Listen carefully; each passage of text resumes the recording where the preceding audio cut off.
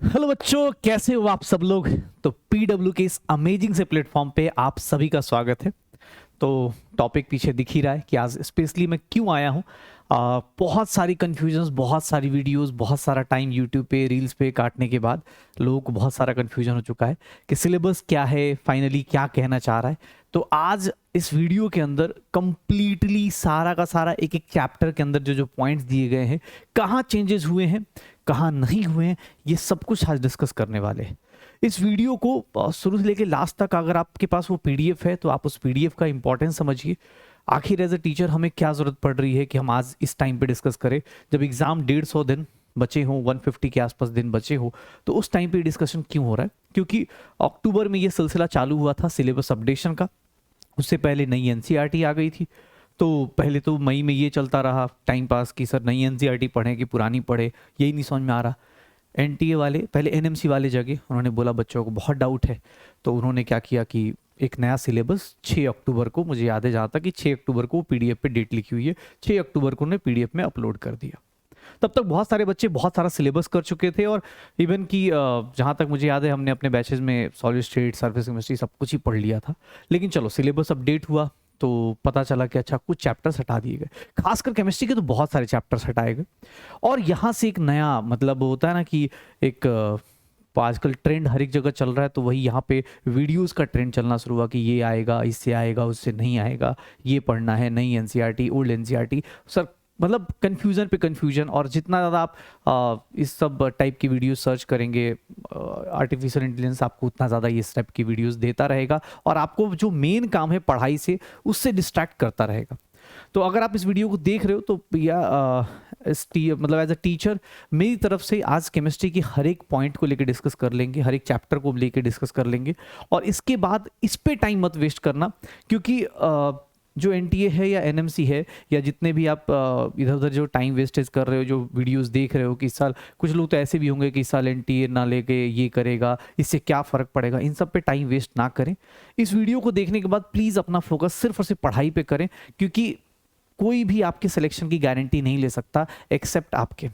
आप खुद ही अपने सिलेक्शन की गारंटी ले सकते हो, वो सिर्फ और सिर्फ पढ़ाई से और अपने सही डायरेक्शन में पढ़ाई से, टेस्ट सीरीज से टेस्ट देके उसकी एनालिसिस करके आप सही सिलेक्शन की गारंटी ले सकते हो, और वो सिर्फ और सिर्फ आप कर सकते हो।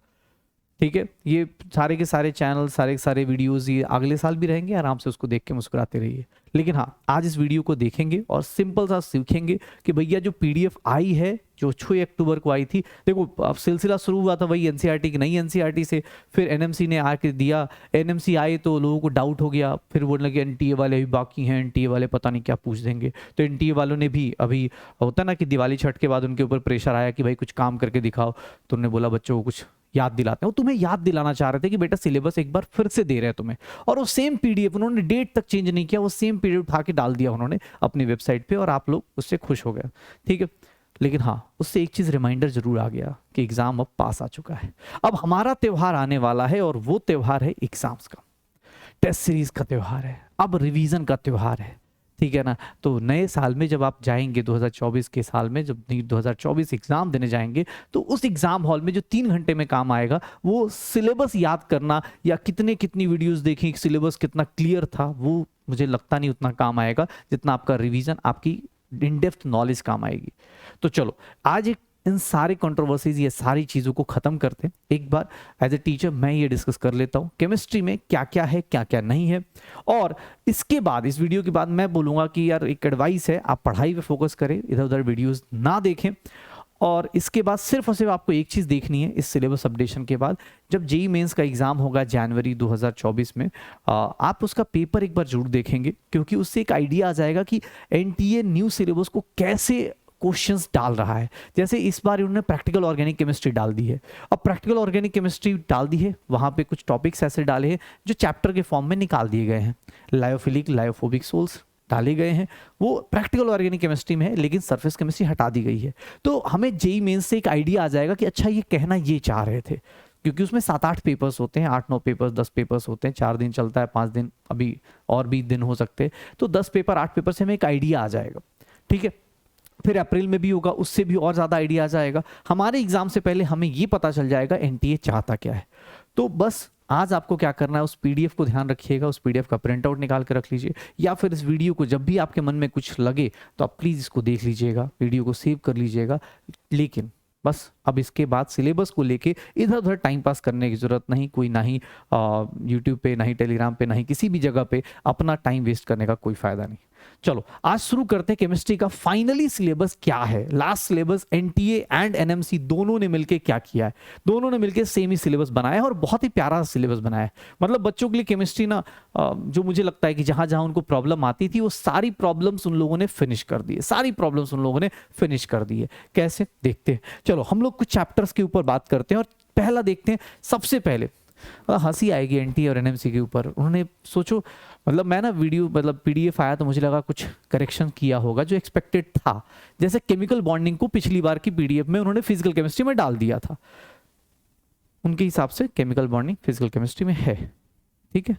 इस बार भी वही सेम पीडीएफ, उन्होंने कोई करेक्शन नहीं किया। मतलब सोच रहे हो, होता ना कि यार कि डाल दो सेम पीडीएफ डालो, अरे क्या है, बच्चे को तो है, पढ़ना है तो है।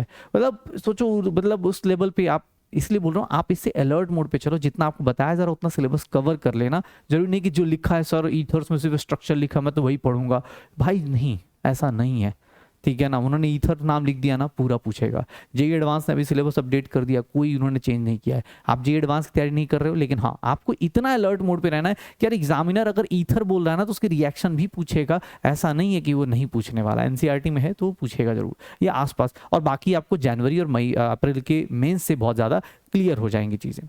चलो हम लोग स्टार्ट करते हैं टॉपिक वाइज। आज हम लोग केमिस्ट्री की पहली टॉपिक की बात करते हैं फिजिकल केमिस्ट्री की। और फिजिकल केमिस्ट्री का जो सिलेबस अपडेट हुआ है, सिलेबस अपडेशन में जो चीज़ें देखने को मिली हैं वो ये हैं कि फिजिकल केमिस्ट्री में जो पहला चैप्टर है जो एनसीईआरटी केमिस्ट्री शुरू करता है वो इस चैप्टर से शुरू करता है, some basic concepts in chemistry, जिसको बच्चे मूल कॉन्सेप्ट के नाम से भी जानते हो आप लोग। यहां पर देखोगे, अगर ध्यान से देखोगे तो मैटर एंड इट्स नेचर से शुरू किया है।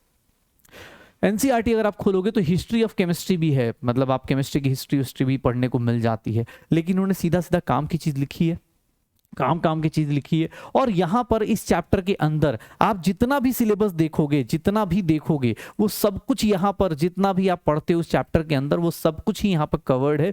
बस केमिकल इक्वेशन एंड स्टोइचियोमेट्री नहीं, मतलब यहां दिया है। इसके बाद जो कॉन्सेंट्रेशन टर्म्स दिया जाता है इन्होंने यहां नहीं देके इसको सॉल्यूशन में भी दे दिया है। लेकिन अगर कोई बोलता है कि सर कॉन्सेंट्रेशन टर्म्स यहां से हटा दिया, बेटा आप अब धीरे धीरे जा रहे हो, आपको पता चल रहा है, तो कुछ चीजें मर्ज हो जाती हैं। जैसे अगर मैं बात करूं मोल कॉन्सेप्ट और सॉल्यूशन की, तो इन दोनों में जो मर्ज चीज है, इन दोनों की जो मिक्स चीजें हैं वो है, इन दोनों के अंदर जो मिक्स्ड आएगा वो है कॉन्सेंट्रेशन टर्म्स, वो है कॉन्सेंट्रेशन टर्म्स। कॉन्सेंट्रेशन टर्म्स इनके बीच का कॉमन टॉपिक है, तो यहां पर एनसीईआरटी ने नहीं लिखा है, मतलब जो पीडीएफ सिलेबस आया उसमें नहीं लिखा हुआ, लेकिन इसका मतलब नहीं कि वो नहीं आएगा, वो उधर होगा, ठीक है ना। तो इसलिए आपको बोल रहा हूँ आप इससे डाउट मत क्रिएट कर लेना कि कॉन्सेंट्रेशन टर्म्स हटा दिया गया है, ये है वो है, ऐसा कुछ भी नहीं है। लॉज हैं सारे के सारे, बाकी बेसिक चैप्टर पूरा का पूरा आपको मिल रहा है, जैसा था वैसा ही है, कोई चेंजेस नहीं मिलेंगे। जो चैप्टर आप पढ़ रहे थे वही पढ़ोगे। यहाँ पर एक चीज़ और ऐड कर दूँ, बिकॉज आपको अब स्टेट्स ऑफ मैटर नहीं पढ़ना, अब स्टेट्स ऑफ मैटर नहीं पढ़ना, तो कुछ portion of states of matter जैसे PV is equals to nRT, क्योंकि एग्जाम जब देने जाओगे या थर्मोडायनेमिक्स पढ़ने जाओगे तो ये पता होना चाहिए। आइडियल गैस इक्वेशन, यहां पर आइडियल गैस इक्वेशन आपको पता होना चाहिए, क्योंकि उसके बिना स्टोइचियोमेट्री गैस की चेक नहीं कर पाओगे आप, उसके बिना गैस की स्टोइचियोमेट्री चेक नहीं कर पाओगे। तो इसलिए आपको बोल रहा हूं चैप्टर की इंडिकेशन को समझो। ऐसा नहीं कि अरे सर स्टेट्स ऑफ मैटर हटा दिया हम क्यों पढ़ेंगे, बेटा अभी भी ना आपको ये पढ़ना पड़ेगा, आइडियल गैस इक्वेशन पढ़ना पड़ेगा। यहां पर हो सकता है कि जो लगता हो सर स्टेट्स ऑफ मैटर हटा दिया तो बॉयल्स लॉ हट गया, चार्ल्स लॉ हट गया, हाँ आई नो चार्ल्स लॉ हट गया, बॉयल्स लॉ हट गया, लेकिन अगर मैं चाहूं तो मैं ये भी बोल सकता हूं कि बेटा अगर किसी गैस का टेम्परेचर कांस्टेंट है तो प्रेशर और वॉल्यूम का रिलेशन क्या होगा, इनवर्स रिलेशन होगा, डायरेक्टली प्रोपोर्शनल होगा। तो वो लॉज इनडायरेक्ट वे में आपसे पूछे जा सकते हैं। अब ये मत बोलना कि सर गैस तो हटा दिया, स्टेट्स ऑफ मैटर हटा दिया तो सब हट जाएगा, नहीं। हाँ आपका हट गया, आपका रियल गैस एनालिसिस हट गया, वो आपसे नहीं पूछा जा रहा, अब रियल गैस नहीं पूछा जाएगा, लेकिन जो गैसेस, क्योंकि यहाँ पे स्टोइशियोमेट्री में भी गैसीय स्टेट पढ़ा जाता है ना, स्टोइशियोमेट्री में भी गैसीय स्टेट पढ़ा जाता है, मोल कॉन्सेप्ट में भी आइडियल गैस इक्वेशन पढ़ी जाती है, मोलर मास, ये सब का रिलेशन, मोल्स का रिलेशन वॉल्यूम के साथ तो अभी भी लगा रहेगा ना, तो आप इसको छोड़ नहीं सकते। आप इसके ऊपर आप अलग अलग कंडीशंस में लेके टेम्परेचर कांस्टेंट करेंगे, बॉयल्स लॉ बन जाएगा। बेसिक चीजें पता होनी चाहिए। सर एक बार प्रेशर कांस्टेंट करेंगे, volume directly proportional temperature, Charles law बन जाएगा। तो ऐसी चीजें थोड़ा सा सोच सकते हो, पूरा का पूरा नेग्लेक्ट नहीं कर सकते। आप नेग्लेक्ट कर दीजिए, लिक्विड स्टेट नेग्लेक्ट कर दीजिए, सरफेस टेंशन नेग्लेक्ट कर दीजिए, विस्कोसिटी नेग्लेक्ट कर दीजिए, वो जो कहानी थी आप उसको नेग्लेक्ट कर दीजिए, रियल गैस एनालिसिस नेग्लेक्ट कर दीजिए, केटीजी नेग्लेक्ट कर दीजिए। तो ये चीजें सीखने की हैं, आपको ये सब चीजें दिमाग में रखनी है। चैप्टर ऐसे पढ़ना है कि भाई अपना सिलेबस का लॉस ना हो। कोई बोले सर आपने तो हटा दिया है, एनटीए ने, एनएमसी ने हटा दिया, आप जबरदस्ती पढ़ा रहे हो। बेटा अगर आपके मन में हिम्मत है तो आप रिस्क ले लो। जो बच्चे सीट के लिए अपनी कंफर्म सीट लेना चाहते हो भाई, तुम्हें इसके ऊपर भी टाइम देना है। अगर आपको लगता है कि नहीं यार मैं तो रिस्क नहीं लूंगा, मैं तो एनटी एनएमसी की बात मानूंगा, क्यों फालतू का टीचर्स का काम है पढ़ाना, एक्स्ट्रा पढ़ाना, वो पढ़ा रहे हैं एक्स्ट्रा। अगर आपको लगता है आप अब रिस्क लेना चाहते हैं, आप रिस्क ले लीजिए। हो सकता है एक दो क्वेश्चन वो एग्जाम हॉल की बात, मैंने बोला ना मैं जनवरी और अप्रैल का जब मेंस हो जाएगा तो ज़्यादा अच्छे से क्लियर हो जाएगा कि इसकी इंपॉर्टेंस क्या है। ठीक है, तो इसके अंदर ये चीज़ आपको ध्यान रखनी है, क्योंकि मूल कॉन्सेप्ट में आपको ये चीज़ भी रिलेट करा दी जाएगी। ओके चलो अगला चैप्टर देखोगे तो अगला चैप्टर है atomic structure. Atomic structure chapter में देखोगे तो एटॉमिक स्ट्रक्चर चैप्टर ही स्टार्ट कहां से हो रहा है? इलेक्ट्रोमैग्नेटिक रेडिएशन से, फोटो इलेक्ट्रिक इफेक्ट से। मतलब इस सिलेबस से ये कहा जा रहा है कि जो history of electron discovery, proton discovery, neutron discovery, Rutherford model, Thompson model, जो कहानी एनसीईआरटी में शुरुआत में दी जाती थी पुरानी वाली में, वो अब सिलेबस में नहीं आएगा। लेकिन एक बात बताओ, अगर आप रदरफोर्ड मॉडल, न्यूक्लियस आपको पता ही ना हो, न्यूक्लियस में प्रोटॉन न्यूट्रॉन्स ना रहते हो, कौन रहता है क्या नहीं रहता, मतलब ऐसा नहीं है, उन्होंने सिलेबस बस बता दिया है, एक बाउंड्री बता दी है कि यार ये चीजें, बट आपको ही पता है, आपको ये तो पता ही होना चाहिए ना कि इलेक्ट्रॉन भाई कहां से, प्रोटॉन कहां से, या बेसिक चीजें। तो आप अगर लगता है रिस्क लेना है ले सकते हैं, मैं ये नहीं बोलूंगा कि उसकी बहुत सारी चीजें, बहुत बड़ा टॉपिक था वो शुरुआत वाला हिस्ट्री वाला पोर्शन, लेकिन हाँ कुछ चीजें आपको पता हो जाए, जैसे इलेक्ट्रॉन का चार्ज और मास पता होना चाहिए, इलेक्ट्रॉन का चार्ज बाई मास का रेशियो क्या होता है, प्रोटॉन का क्या होता है, न्यूट्रॉन्स का क्या होता है, बेसिक पार्टिकल्स, जैसे इन्होंने एटॉमिक सब पार्टिकल्स ही पूरा हटा दिया है, बिना उसके यार एक बात बताओ, इधर आओगे कैसे पता चल पाएगा, डेरिवेशंस कैसे कर पाओगे आप।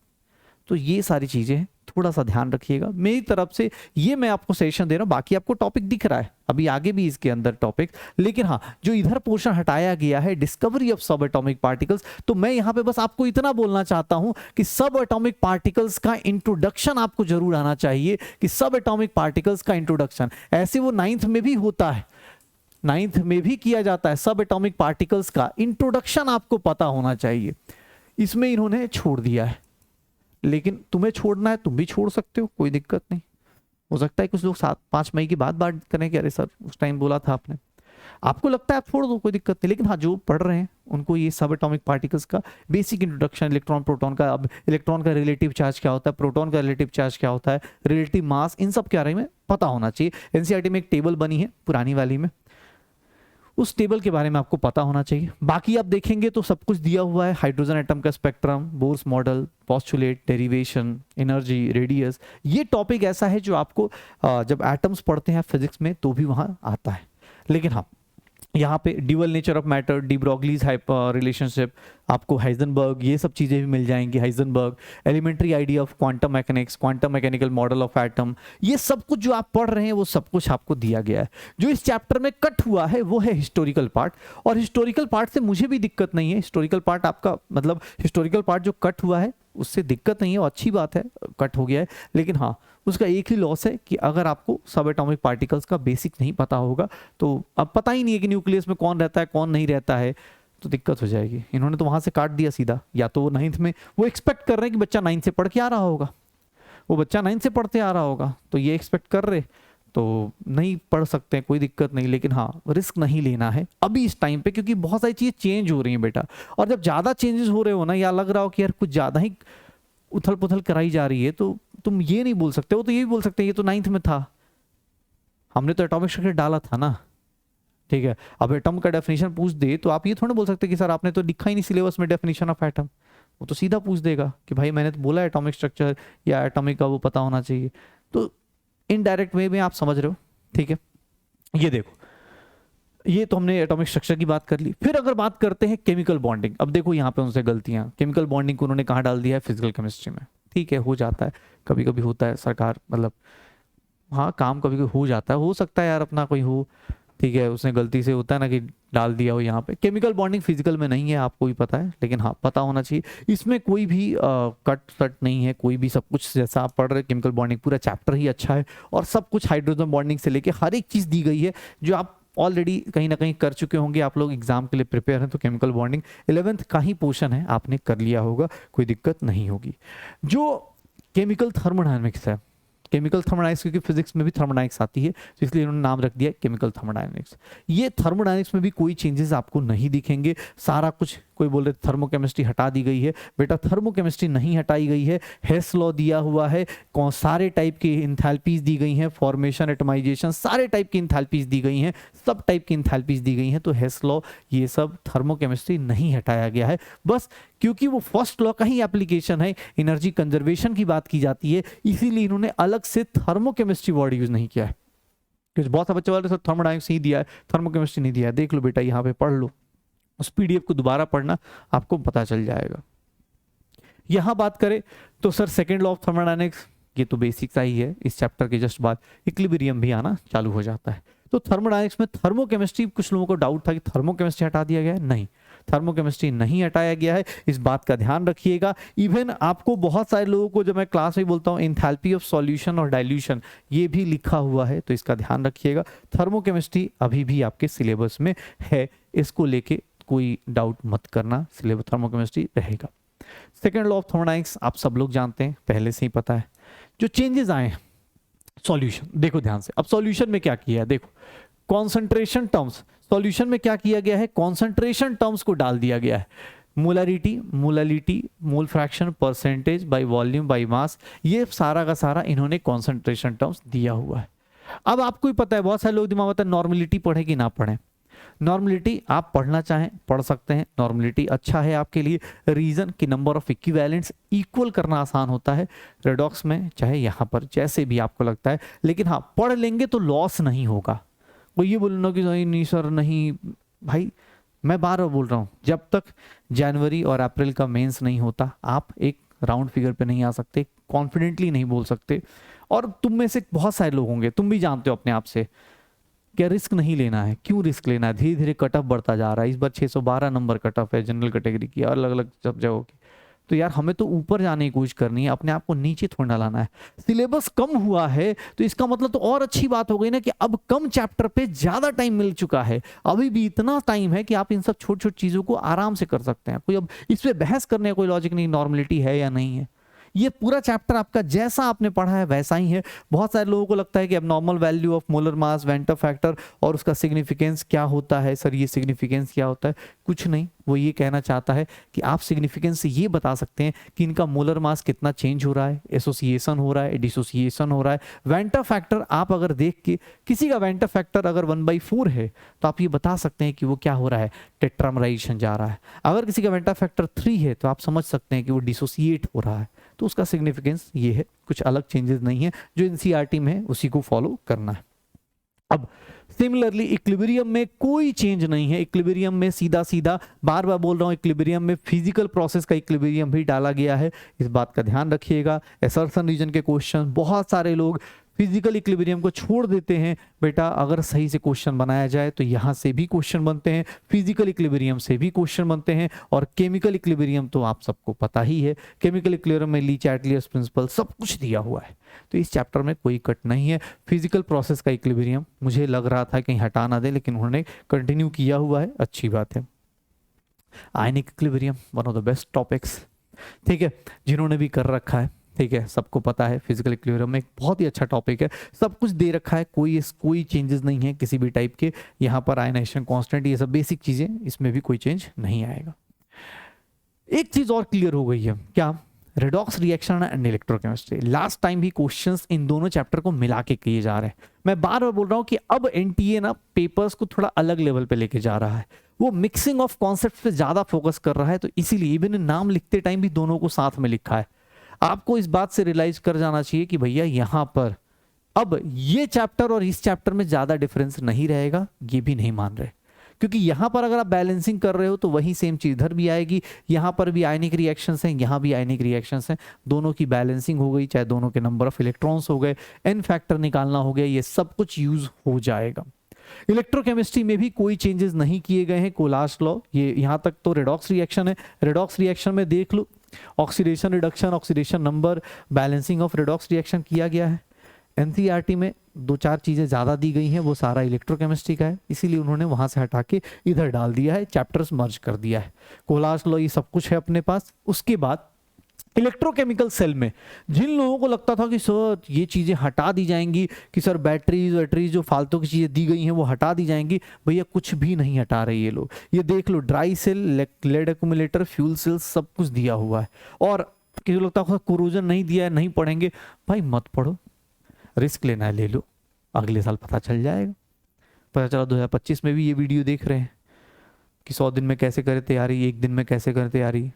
भाई ड्राई सेल, लेड एक्यूमुलेटर दिया है, फ्यूल सेल्स दिया है, तो उसके बगल में ही कोरोजन है, मतलब वो इनडायरेक्ट में बोला कि भाई मैं पूरा टॉपिक पूछूंगा, मैं तुम्हें बस क्लियर कर देता हूँ। किसी को लग रहा हो कि अरे सर कैसे करेंगे, different type of cell, EMF, noise equation, application, relation between गिव्स एनर्जी ऑन दिस, तो भैया सब कुछ ही दिया हुआ है।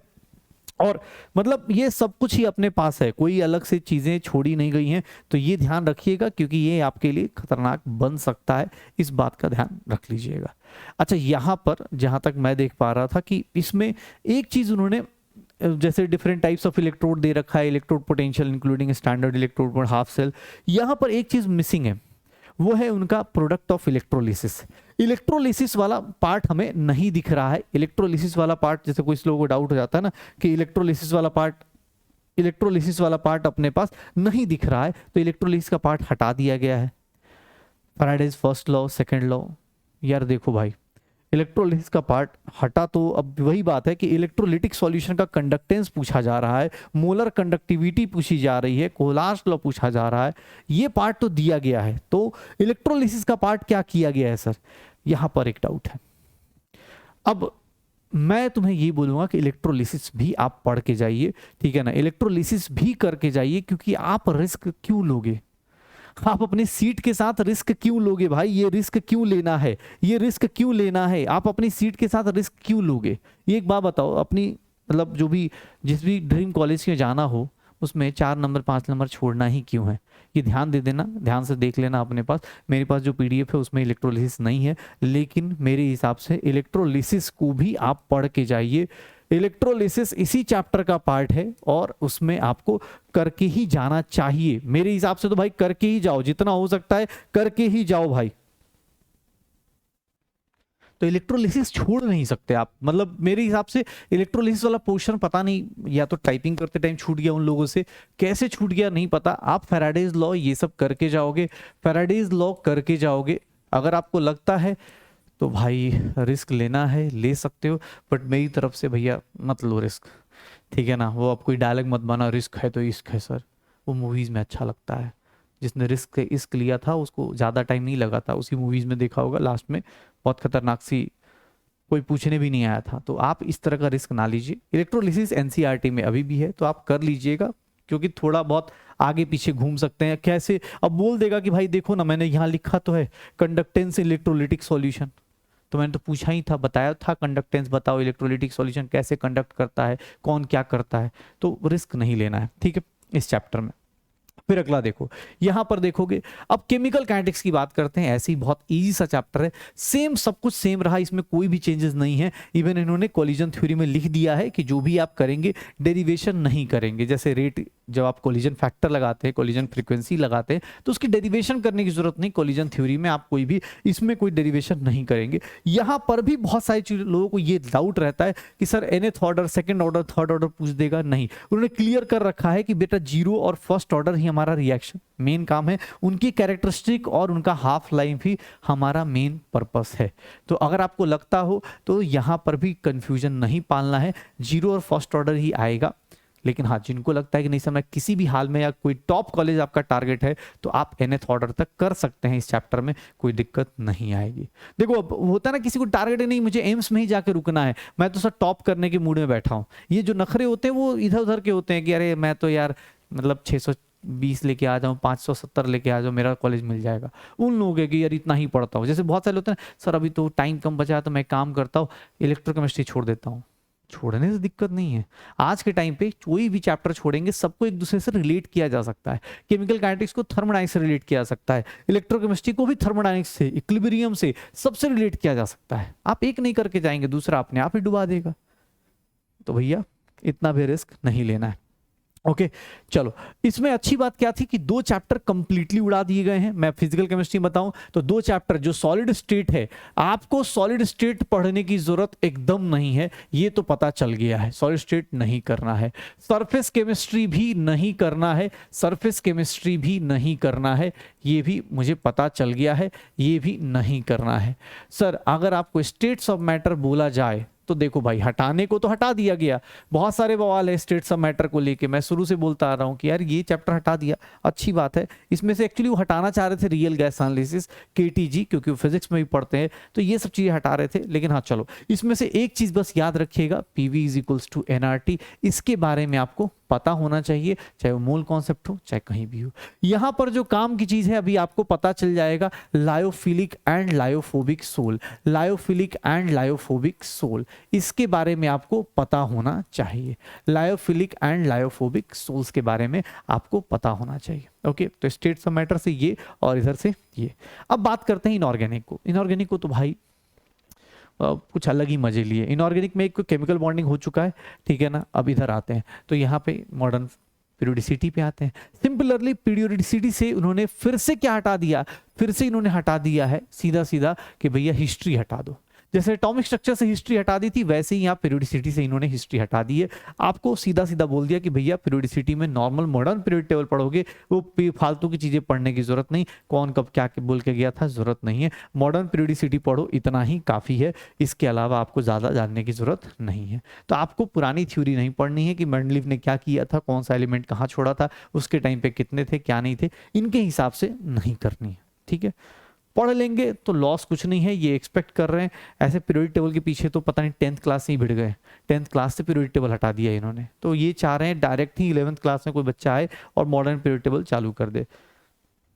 बोल सकते हैं भाई सरकार तुम्हारी है, तुम कुछ भी करो तो भाई ये कर रहे हैं, अब मान लेते हैं थ्योरी नहीं आएगी, लेकिन मेरे हिसाब से थोड़ा बहुत पढ़ लेना भाई, पढ़ तो लिया ही होगा। पीरियोडिसिटी 11th क्लास से 12th क्लास में सब जगह थोड़ा थोड़ा यूज करते ही है, ये तो सबको ही सब जगह यूज होता है, थोड़ा सा हिस्ट्री पता होनी चाहिए, ठीक है।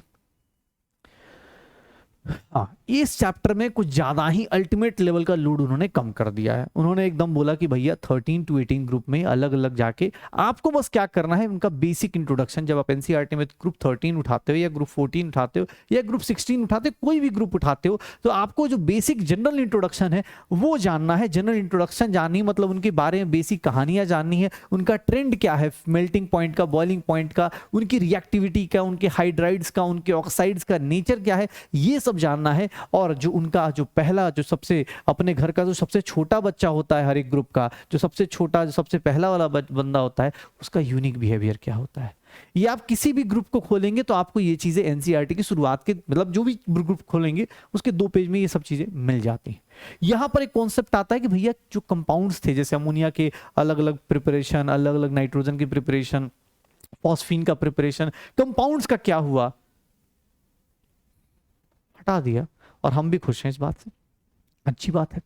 लेकिन मैं फिर से बोल रहा हूं, अभी भी थोड़ा बहुत डाउट इस बात का रह रहा है कि जब तक जनवरी और अप्रैल के मेंस का पेपर आप नहीं देखते हो, आपको एक आइडिया नहीं आ रहा कि यार ये कह तो रहे हैं, लेकिन फिजिकल प्रॉपर्टीज पूछेंगे, केमिकल प्रॉपर्टीज पूछेंगे, तो अमोनिया के बारे में तो पूछेंगे ही ना भाई। अब मान लो अमोनिया के बारे में क्या पूछना चाहते हैं, सर N2+H2 गिव्स अमोनिया, ये रिएक्शन तो बहुत आसान सी है, ये तो 9th क्लास का बच्चा, 10th क्लास का बच्चा ही बता देगा। लेकिन आप अगर कोई और रिएक्शन देना चाहते हैं तो मैं आपको डरा नहीं रहा हूं, बस बता रहा हूं कि आप एक बार जनवरी में एक बार जरूर, हम लोग फिर से आएंगे, हम फिर से एक बार डिस्कस करेंगे जनवरी में, जब जनवरी का मेंस होगा तो उस टाइम भी हमें क्लियर हो जाएंगी चीजें, ठीक है ना। तो अभी के लिए बस इतना जानिए, आपको पहले 2 पेज एनसीईआरटी के पढ़ने हैं, सिर्फ ब्रीफ पढ़ना है। इनके कंपाउंड्स अभी इनके हिसाब से इन्होंने अपने हिसाब से हटा दिए हैं, ठीक है, कंपाउंड नहीं है। Similarly D and F block में जाए तो डी एंड एफ ब्लॉक पूरा चैप्टर इन्होंने सेम रखा है, कोई चेंजेस नहीं करे हैं। जो शुरुआत में वो ट्रांजिशन एलिमेंट्स की बात करते हैं, बताते हैं कि ग्रुप 12 नहीं है ट्रांजिशन एलिमेंट, वो सारी चीजें सेम रखी गई हैं। कैटालिटिक बिहेवियर सब कुछ है, KMnO4 K2 Cr2 तो इस चैप्टर को इन्होंने टच नहीं किया है। यहाँ तक आते थे थक चुके थे वो लोग, उन्होंने बोला कि यार इसमें इनऑर्गेनिक में सब हटा देंगे। कोऑर्डिनेशन केमिस्ट्री में भी कुछ भी चेंजेस नहीं किए गए हैं, सब कुछ सेम रखा गया है। तो इनके हिसाब से इनऑर्गेनिक के सिर्फ 4 चैप्टर्स हैं, मेरी तरफ से 5 चैप्टर्स हैं। पीरियोडिक टेबल, केमिकल बॉन्डिंग, आपके पास पी ब्लॉक, दूसरा पी ब्लॉक में सिर्फ ग्रुप्स, मतलब basic introduction, coordination compounds and हमने जो ये बेसिक था वो देखा D and M block. S block को इन्होंने नामो निशान उड़ा दिया है, हाइड्रोजन को उड़ा दिया है। कोई अच्छी मतलब ठीक है चलेगा, अब हाइड्रोजन को उड़ा भी दिया है, वही बात है, कहीं ना कहीं तो यूज हो ही जाएगा। अब पता नहीं कैसे बैलेंस कर रहे हैं ये लोग, बट ठीक है, हम लोग ये मान के चल रहे हैं कि अभी हम इस चैप्टर्स को करेंगे और फिर एक बार जनवरी के मेंस के बाद एक बार अपडेट करा जाएगा। तो इनऑर्गेनिक तो 4 चैप्टर 5 चैप्टर की कहानी है। उसके बाद आते हैं मेजर ऑर्गेनिक केमिस्ट्री पे। ऑर्गेनिक केमिस्ट्री में भैया शुरू से लेकर लास्ट तक, इवन इसमें कुछ बढ़ाया ही गया है, 1-2 चीजें हटाई गई हैं। उसमें जैसे पॉलीमर्स है, पॉलीमराइजेशन है, वो आपको दिख जाएगी कहीं ना कहीं मिलती हुई। हाँ बस ये है कि उन्होंने थोड़ा चैप्टर हटा दिया तो लोगों को लग रहा है कि चैप्टर हट गया है, लेकिन मैं तुम्हें कई चीजें दिखा दूंगा। चलो देखते हैं। ऑर्गेनिक केमिस्ट्री में देखोगे तो इन्होंने एकदम प्यूरिफिकेशन और कैरेक्टराइजेशन, ये एनसीईआरटी को आप बहुत सारे लोग जब 11th में होते हैं तो नहीं पढ़ते हैं इस चीज को, ये ऑर्गेनिक में बहुत ज़्यादा यूजफुल है। प्यूरिफिकेशन और एक्सट्रैक्शन, क्वालिटेटिव और क्वांटिटेटिव एनालिसिस, ये एनसीईआरटी में दिया हुआ है। क्रिस्टलाइजेशन, सब्लिमेशन, और अब चैप्टर्स कम है तो इनके ऊपर फोकस ज़्यादा रखना है। एनसीईआरटी की लाइंस को ध्यान से पढ़िएगा, किसका पॉसिबल है किसका नहीं पॉसिबल है, डिस्टिलेशन कैसे करते हैं, कितना टेम्परेचर डिफरेंस होना चाहिए, क्रोमेटोग्राफी कैसे होती है, क्वालिटेटिव एनालिसिस में सर नाइट्रोजन का डिटेक्शन कैसे, सल्फर का, फॉस्फोरस का, हेलोजेंस का कैसे किया जाता है, परसेंटेज निकालने जाते हैं, क्वांटिटी निकालने जाते हैं तो कैसे किया जाता है। इवन इनके फॉर्मूलाज, एम्पेरिकल और मॉलिक्यूलर फॉर्मूलाज, न्यूमेरिकल्स जो आते हैं, ड्यूमास मेथड, जिल्दाल्स मेथड, ये सब कुछ एनसीईआरटी में दिया है। बहुत सारे लोग इसको छोड़ देते हैं, बट अब चैप्टर्स कम है तो ये सब टॉपिक्स के ऊपर बहुत ज्यादा वजन बढ़ जाता है, क्योंकि अब जो पहले 30 चैप्टर थे उसको अब कम करके 20-21 चैप्टर्स पे लेके आ गए, तो 10 चैप्टर 9 चैप्टर जो हटाए गए हैं उसको लेके थोड़ा सा हमारे मन में आ जाता है कि भाई ये वाले पोर्शंस बहुत इंपॉर्टेंट हो गए। जैसे इनऑर्गेनिक में देखो ना, इनऑर्गेनिक में कौन कौन से चैप्टर हटा दिए, अब देखो अपने पास हाइड्रोजन पूरा चैप्टर हटा दिया। अब ऐसा तो है नहीं पीना पानी के काम चल जाएगा, ये भी हटा दिया, लेकिन अब ठीक है काउंट कर लेते हैं। एस ब्लॉक हटा दिया है, एस ब्लॉक पूरा चैप्टर हटा दिया गया है। मेटलर्जी अपने पास जो भी अपना, ये पूरा चैप्टर ही इन्होंने रिमूव कर दिया है। 3 चैप्टर यहाँ से भी उड़ा दिए हैं और बोला मजा आ रहा है 3-3 का सेट लेते हैं, कोई बुरा नहीं माने, फिजिकल वाले बुरा ना माने, इनऑर्गेनिक वाले बुरा ना माने, ऑर्गेनिक वाले बुरा ना माने। तो देखो इन्होंने ये चीजें थोड़ी इंपॉर्टेंट है। बाकी बेसिक कॉन्सेप्ट्स ऑफ जीओसी हम लोग जिसको बोल देते हैं, या नोमेनक्लेचर की बात करेंगे तो नोमेनक्लेचर भी दे रखा गया है। नोमेनक्लेचर की बात करें, एनसीईआरटी के लिए कितना आसान है, सिलेबस लिखना कितना आसान है ना। आइसोमरिज्म सिंपल सा 1-2 लाइन, 2 मतलब 4 वर्ड्स का आइसोमरिज्म लिखा हुआ है, लेकिन आपको ही पता है कि इतना आसान नहीं है। ये नीट नहीं आसा, एक आग का दरिया है, बस डूब के पार जाना है भाई, तो देख लेना, ठीक है ना। आइसोमरिज्म जो होता है स्ट्रक्चरल, कहने में 1 लाइन लिखा जा रहा है, लेकिन ये सब कुछ जो हम आज डिस्कस कर रहे हैं वो सारे के सारे 2 साल 1 साल की कहानियां हैं भाई। नोमेनक्लेचर में ट्रिवियल और आईयूपीएसी नेम, इलेक्ट्रॉनिक डिस्प्लेसमेंट में इंडक्टिव बस 2-4 लाइन लिख दी गई है। कॉमन टाइप ऑफ रिएक्शंस जो एनसीईआरटी में सब्स्टिट्यूशन, एडिशन, एलिमिनेशन, रीअरेंजमेंट, तो इसमें कुछ चेंजेस नहीं है, जो पहला चैप्टर था सेम रहा, इसमें कोई चेंज नहीं आएगा। हाइड्रोकार्बन्स में भी देखेंगे तो there is no any change, सब कुछ दिया गया है, इवन मैकेनिज्म सब कुछ लिखा हुआ है, कन्फर्मेशंस भी दिया गया है, ज्योमेट्रिक आइसोमरिज्म दिया गया है, मार्कोनिकॉफ पेरोक्साइड इफेक्ट। ये देखो यहां मैं दिखाना चाह रहा हूं, जो लोग बोल रहे हैं कि पॉलीमर्स हट गया है, सर जब इसका पॉलीमराइजेशन करने जाएंगे तो वहां पे पॉलीमराइजेशन जब करेंगे तो यहां पर आपको ही पता चल जाएगा पॉलीमराइजेशन, अल्कीन्स का और अल्काइंस का पॉलीमराइजेशन दिया गया है एनसीईआरटी में, तो यहां से थोड़ा अलर्ट रहिएगा। मैं चाहूंगा तो ब्यूना एस और ब्यूना एन बना सकता हूं यहां से, किसी को लगता हो भाई पॉलीमर्स हटा दिया, मैं भी मान रहा हूँ पॉलीथीन बनाने का बहुत सिंपल सा आसान है, पॉलीप्रोपीन बनाना आसान है, लेकिन पॉलीविनाइल क्लोराइड भी चाहूंगा तो यही से बना सकता हूँ, क्योंकि उसके लिए अलग से मैकेनिज्म नहीं चाहिए। तो मेरे हिसाब से जो डबल बॉन्ड वाले अल्कीन्स वाले पॉलीमर्स हैं वो सब जरूर देख लीजिएगा, ठीक है। पॉलीमराइजेशन में जो डबल बॉन्ड के अल्कीन्स के जो पॉलीमर्स हैं, लाइक जो पॉलीथीन्स हैं, मैं आप चाहे तो साइड में लिख लेना, पॉलीथीन हो गया, पॉलीप्रोपीन हो गया, ब्यूना एस हो गया, ब्यूना एन हो गया, ये सब जो नियोप्रीन, क्लोरोप्रीन, ये सब का जो था वो सब जरूर देख लीजिएगा, क्योंकि वो सेम ही मैकेनिज्म से आने वाले हैं, ठीक है। अल्कीन्स अल्काइंस में भी देखोगे अगेन पॉलीमराइजेशन लिखा है, इसलिए मैं बोल रहा हूं पॉलीमर्स चैप्टर हटा दिया गया है, बट पूछने वाला अभी भी पूछ सकता है। बाकी बेंजीन से आपको ही पता है, बेंजीन में मैकेनिज्म, फ्रिडलक्राफ्ट, इन सब में कोई चेंजेस नहीं किए हैं उन लोगों ने, इधर कोई चेंज नहीं है। हैलोजन्स से बात करें तो हैलोजन्स देखो कितना, हैलोअल्केन्स हैलोअरेन्स में बहुत प्यारा सा लिखते हैं। देखो सिलेबस लिखने में ज्यादा मेहनत है, वो आते आते थक चुका है, जैसे तुम अभी लग रहा हो सब थक चुके, भाई वही सेम चीज उन्होंने फील किया, उन्होंने बोला ज्यादा मेहनत नहीं करनी। अरे बच्चे कर लेंगे डिसाइड खुद ही। या देखो ना क्या लिखा, mechanism of substitution reaction, nature of C X bond, properties हो गया, जनरल मेथड, 4 लाइन में खत्म।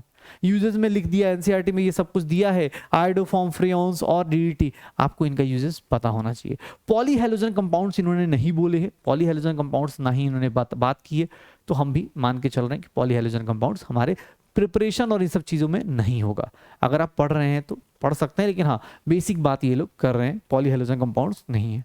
सिमिलरली ऑक्सीजन कंटेनिंग कंपाउंड्स में एल्डिहाइड, अल्कोहल, फिनॉल ईथर्स की बात करें तो अल्कोहल, फिनॉल ईथर्स में इन्होंने पहले ही बता दिया है कि भाई हम क्या पढ़ने वाले हैं। तो इन्होंने बोला है कि भाई हमें ना क्या चाहिए, प्रिपरेशन बताओ, प्रॉपर्टी बताओ, रिएक्शन बताओ और यूजेस बताओ, कोई भी चैप्टर पढ़ो ऑर्गेनिक का, मुझे यही 4 चीजें चाहिए। तो अल्कोहल में इन्होंने बोल दिया कि भाई अल्कोहल में देख लो, अल्कोहल इतना ही छोटा सा इन्होंने लिखा है, लेकिन पूरा चैप्टर आपके लिए इंपॉर्टेंट है, जिस बैच में भी फॉलो कर रहे हैं पूरा पढ़िए। ईथर्स के केस में तो इन्होंने सिर्फ स्ट्रक्चर लिख के छोड़ दिया है, लेकिन आपको ही पता है भाई ईथर्स में सिर्फ स्ट्रक्चर नहीं है, थोड़ी काम चोरी कर दी उन लोगों ने, लेकिन हमें नहीं करनी है, अभी भी मोर देन सफिशिएंट टाइम है, प्लीज इसको फॉलो कीजिए। एल्डिहाइड कीटोन्स में भी देखो पूरा ही उन्होंने ग्रुप बना दिया है, सारी टाइप की रिएक्शन सब कुछ ही ऐड कर दिया है। अब बेचारा आते आते यहाँ तक थक गया था, उसने बोला कार्बोक्सिलिक एसिड, नाम काफी है, लिखने की जरूरत नहीं है। उन्होंने बोला कुछ नहीं, आप कार्बोक्सिलिक एसिड लिख दीजिए, हो जाएगा, बच्चा समझ जाएगा। इतनी मेहनत नहीं करते हम भैया, इतना साल भर से बैठ के तुम्हारा सिलेबस क्यों बनाएंगे, तुम पढ़ो खुद से। तो ये एसिडिक एंड बेसिक स्ट्रेंथ की बात की गई है, एसिडिक एंड बेसिक स्ट्रेंथ की बात की गई है कि एसिडिक और बेसिक स्ट्रेंथ क्या होगा, तो इन्होंने डायरेक्ट बोल दिया है कि एसिडिक स्ट्रेंथ की, कार्बोक्सिलिक एसिड का एसिडिक स्ट्रेंथ बताओ, ज्यादा मेहनत नहीं की गई है। लेकिन सिलेबस में भाई ये सब कुछ है, आपको पूरा चैप्टर गो थ्रू करना है, अच्छे से पढ़ना है। जिस बैच को भी फॉलो करें बहुत अच्छे से पढ़िए जो टीचर्स पढ़ा रहे हैं, क्योंकि यहाँ आप रिस्क नहीं ले सकते हैं, रिस्क नहीं ले सकते हैं, ये ध्यान रखिएगा। ये अल्फा होगा यार, ये अल्फा होना चाहिए, ये अल्फा ये लिखा, ठीक है।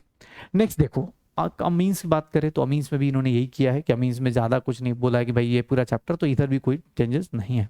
नेक्स्ट अपने पास बायोमोलिक्यूल्स की बात करते हैं, तो बायोमोलिक्यूल्स में पूरा चैप्टर इन्होंने डाल रखा है, जो आप पढ़ते हैं वही कर रखा है। हार्मोन्स का इवन इंट्रोडक्शन, नई वाली एनसीईआरटी देखेंगे तो हार्मोन्स का इंट्रोडक्शन है, नाम लिखा है तो आएगा, न्यूक्लिक एसिड, विटामिन, ये सब कुछ, डीएनए, आरएनए और बायोमोलिक्यूल्स, तो मुझे लगता है कि नीट वालों के लिए तो मतलब केमिस्ट्री का फ्री फंड का चैप्टर है, थोड़ा बहुत केमिस्ट्री इन्वॉल्व है, बात अदरवाइज तो सब कुछ ही आपको ऑलरेडी आता है। यहाँ से ट्विस्ट आता है ऑर्गेनिक केमिस्ट्री में, यहाँ उसके बाद आते आते वो लोग भूल गए, उन्होंने बोला नहीं अब नहीं करेंगे, हो गया ऑर्गेनिक केमिस्ट्री खत्म, यहां तक आते थे ऑर्गेनिक केमिस्ट्री फिनिश। पॉलीमर्स हटा दिया है, केमिस्ट्री एवरी लाइफ हट गई है, कोई बात नहीं, अच्छी बात है हमारे लिए, केमिस्ट्री एवरी लाइफ पॉलीमर्स हटा दिया गया है। लेकिन उन्होंने एक नई चीज ऐड कर दी है, वो है practical related chemistry. Practical related chemistry या प्रैक्टिकल केमिस्ट्री स्टार्ट किया है, और वो प्रैक्टिकल केमिस्ट्री में कुछ नया, बहुत ज्यादा ऐसा कुछ लग रहा है और सर कोई अलग हो, नहीं, हाँ कुछ चीजें आई हैं, उसको हम लोग देख लेंगे। जो लोग स्कूल के लैब में जाते हैं ना, उनके लिए कुछ नया नहीं है। होता क्या है कि बहुत सारे लोग ड्रॉप कर रहे होते हैं, तो वो ना लैब की चीजें भूल चुके होते हैं, तो उनके लिए लगता है कि अरे सर ये तो बहुत एक्स्ट्रा आ गया। अब तुम्हें ये चीज बता दूं, ऊपर का नाइट्रोजन सल्फर हैलोजेंस का डिटेक्शन करना, उसकी quantitative analysis already organic chemistry में प्यूरिफिकेशन में डिस्कस हो गई है। अगर नहीं लगता तो वीडियो पीछे करके देख लो, तुम्हें पता चल जाएगा। अब तुम्हें क्या करना है, डिटेक्शन करना है किसका, अल्कोहल का, फिनॉल का। सर ये ऑलरेडी आपको टेस्ट बताए जाते हैं, जब आप ऑर्गेनिक पढ़ते हो तो कार्बोक्सिलिक एसिड, एल्डिहाइड, कीटोन्स के बीच का टेस्ट बताया जाता है। सर किसका डिटेक्शन करना है, अमीन ग्रुप का, 1 degree 2 degree amine. Sir mustard oil reaction, बहुत सारे, मतलब बहुत सारे टाइप के इंसबर्ग टेस्ट, बहुत सारे टाइप के टेस्ट ऑलरेडी कराए जा चुके होते हैं। तो ये दोनों तो ऐसे ही हैं, बस लिख रहा है कि भाई प्रैक्टिकल केमिस्ट्री पता होनी चाहिए बस, अदरवाइज इसमें कुछ भी नया नहीं है। ये ऑलरेडी आप ऑर्गेनिक में कर चुके होते हो, ऑर्गेनिक का पोर्शन है, आप ऑलरेडी फिनिश कर चुके होते हो। करना क्या है, नया क्या कर रहे हैं? तो सर प्रिपरेशन बताइए किसका कैसे करते हैं। मोहर साल्ट का प्रिपरेशन और पोटासियम का प्रिपरेशन ये आपको अलग से करना है जो ऐड हुआ है। एसिटोनामाइड, पी नाइट्रोएसिटाइड, एनिलीन, एलो और आइडोफॉर्म, ये आपको ऑलरेडी आप ऑर्गेनिक केमिस्ट्री में कर चुके होते हो, लेकिन चलो फिर भी इस चैप्टर में दिया है, आप अलग से चाहो तो बहुत सारी जगह पे आपको मिल जाएगा। ऑलरेडी आइडोफॉर्म का इन सब का प्रिपरेशन आपको पता चल चुका होता है, आइडोफॉर्म कैसे करते हैं, हेलोफॉर्म रिएक्शन से चीजें होती हैं। लेकिन हाँ ठीक है, अगर लगता है हाँ पोहर सॉल्ट, पोटासियम का प्रिपरेशन आपको पढ़ना है, ये नई चीजें ऐड की गई हैं। और उसके बाद लास्ट में इन्होंने क्या किया है, टाइट्रेशन स्टार्ट कर दिया है। टाइट्रेशन में खासकर दो लोगों का नाम लिया है, ऑक्जेलिक एसिड और KMnO4 का, और मोहर सॉल्ट वर्सेस KMnO4 का।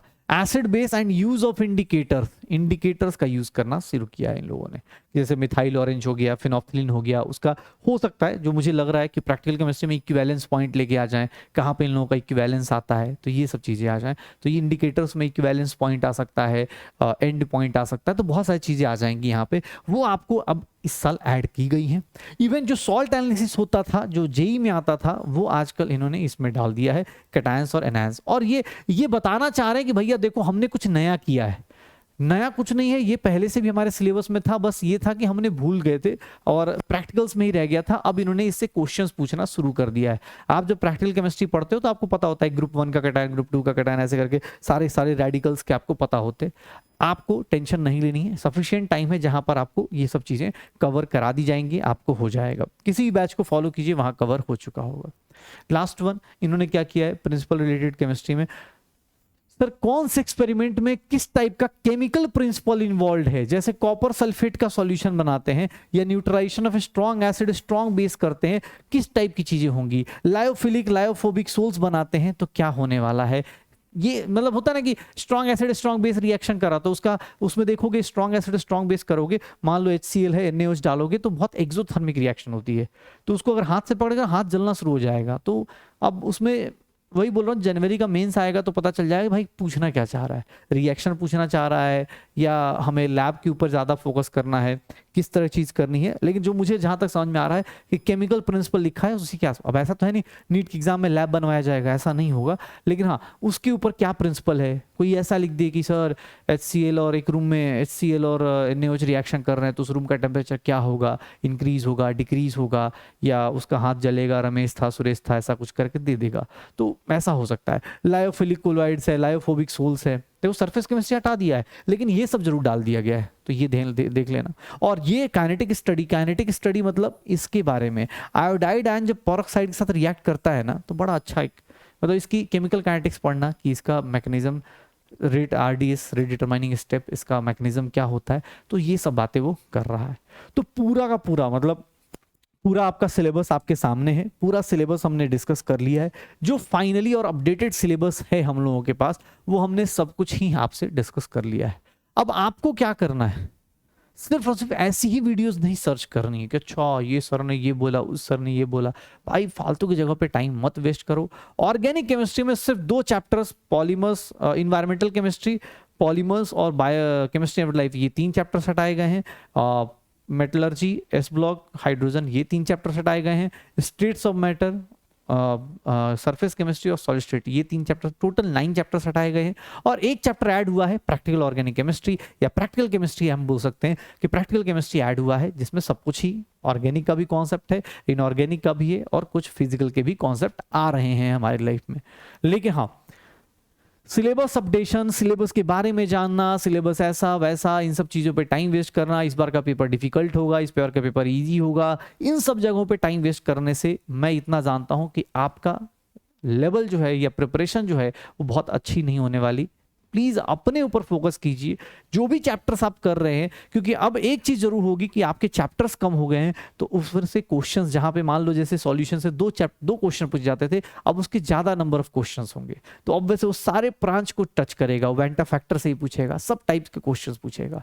अगर आयनिक लेवल से पहले एक क्वेश्चन पूछा जाता तो अब 2 क्वेश्चन 3 क्वेश्चन पूछे जा सकते हैं, हो सकता है बफर का भी आए, सॉल्ट का भी आए, सब टाइप की चीजें आ सकती हैं। तो आप जो भी चैप्टर्स कर रहे हैं, ऑर्गेनिक में पढ़ रहे हैं तो अल्कोहल्स में हो सकता है वो सब कुछ ही पूछना शुरू कर दे, क्योंकि अब चैप्टर कम हो गए ना, क्वेश्चन तो उतने ही रहे, 50 ही क्वेश्चन हैं, 21 चैप्टर हैं, बांट दो अब उनके बीच में, तो नंबर ऑफ क्वेश्चंस पर चैप्टर अब ज्यादा हो गए हैं। और वो हो सकता है, ये मेरा इंटरप्रिटेशन है कि सर्सन रीजन ये सब टाइप के क्वेश्चंस बढ़ जाएं और इंटर रिलेटिंग चैप्टर्स की वैल्यू ज्यादा बढ़ जाए, उनके क्वेश्चंस बढ़ जाए।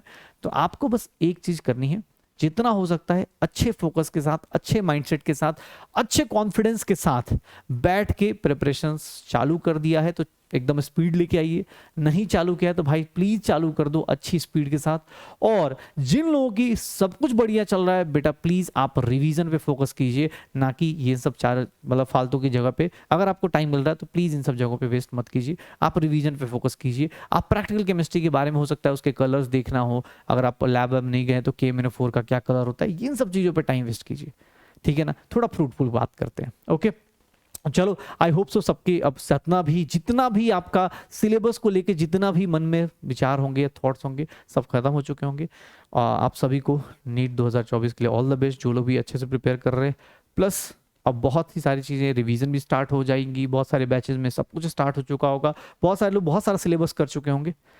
तो आई होप सो आप अगर इस वीडियो को यहाँ तक देख रहे हैं तो आप सिलेक्शन लेके जाएं अगले साल। तो चलो मिलते हैं किसी और सेशन में, तब तक के लिए ओके, बाय बाय।